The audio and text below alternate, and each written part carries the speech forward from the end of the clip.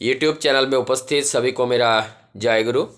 आज का विषय है जाने मेरा भविष्य क्या है। ये बात सबके मन में एक इच्छा होती है कि मैं अपना भविष्य जानूं, कि मेरा भविष्य कैसा होगा और भविष्य में क्या होगा, ये जानने का इच्छा सभी को होता है। लेकिन इस बात को हमें जानना पड़ेगा जो हमारी भाग्य विधाता है। हम दोष लगाते हैं उस भाग्य विधाता को कि जिन्होंने हमारा भाग्य विधाता जो है वो जो लिखा है हमारे भाग्य में वही होता है। यही कह के मैं अपने आप को बचाने का प्रयास करता हूँ, लेकिन हम ये नहीं जानते हैं कि हमारे स्वयं प्रत्येक व्यक्ति स्वयं के भाग्य का निर्माता होता है। और आज जो कार्य हम कर रहे हैं वो ही कार्य ही हमारा भविष्य का नींव होता है।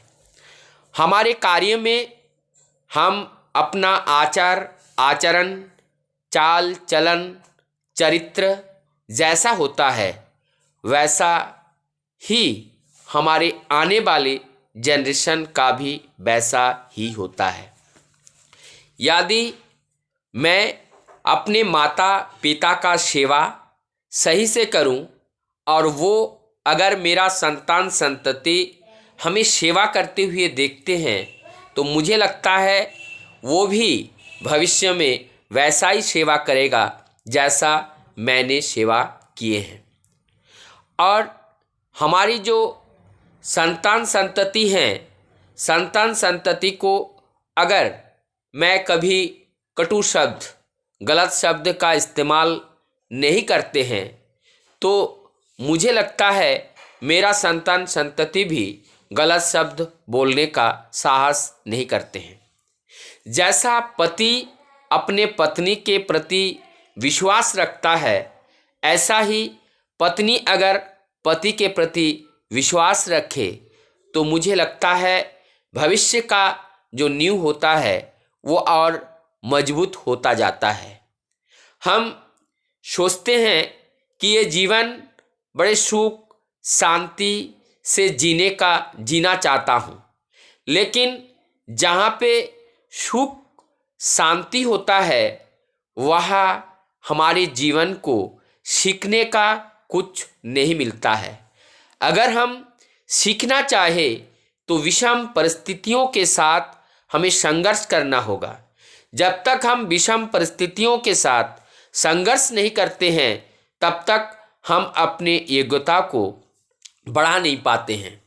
हमें सदैव प्रयास करना चाहिए कि हमें जो कार्य करना है वो कार्य केवल न मात्र हमारे अपने परिवार और अपनों तक सीमित रहे। जब तक हम अपने घेरे से बाहर नहीं जाते हैं तब तक हमारा जो कार्य है वो कार्य वास्तव कार्य नहीं होते हैं, पूर्ण कार्य नहीं होते हैं। परम पिता या जो परम सत्ता या परमेश्वर या ईश्वर, उनकी सेवा तभी होते हैं जब इस सृष्टि जगत की प्रत्येक वस्तुओं की आवश्यकताओं को पूर्ण करने के लिए मैं अपने जीवन को न्यौछावर करता हूँ। तभी हमारा ये जीवन का दायित्व भी ये प्रकृति स्वयं ही लेती है। इसीलिए हमें समझना चाहिए हमारा ये परिवार केवल मात्र हमारी स्त्री, हमारा पुत्र और ये केवल माता पिता ही हमारा परिवार का सीमा नहीं है। हमारा जो परिवार है हमें समझना चाहिए ये जगत के अंदर मैं एक प्राणी हूँ और ये जगत, संपूर्ण जगत ही एक परिवार है। और इस जगत का जो मालिक है वो जगत पिता है और हम जगत पिता के संतान हैं। परम पिता जो परमेश्वर, वो कहते हैं कि human being is the best creature in the world. बोलते हैं ये मनुष्य ही हमारी जो सृष्टि है वो सृष्टि में श्रेष्ठतम जीव में से एक हैं।